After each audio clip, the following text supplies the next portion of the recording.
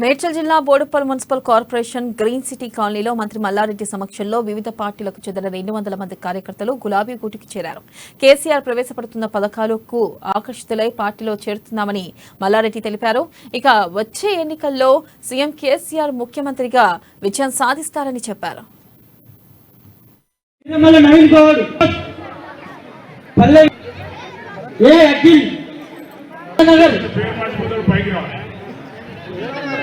కిషోర్ 18 ఇచ్చిండు మేనిఫెస్టో 18 చెప్పిన దానికంటే ఎక్కువ ఇచ్చిండు.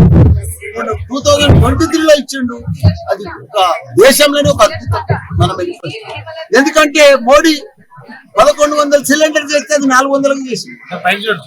తెలంగాణలో రైతు బంధు 10,000 నుంచి 16,000 తీసుకొచ్చారు.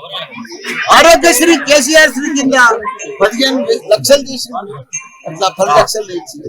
ఇట్లా స్త్రీలకు మహిళలకు ఇట్లా పాఠశాలలు ఇవన్నీ కూడా దేశంలో ఎక్కడ లేని విధంగా మనం మేనిఫెస్టో ఉంది. మన స్కీమ్ మనకి ఎక్కడ ఇది లేదు.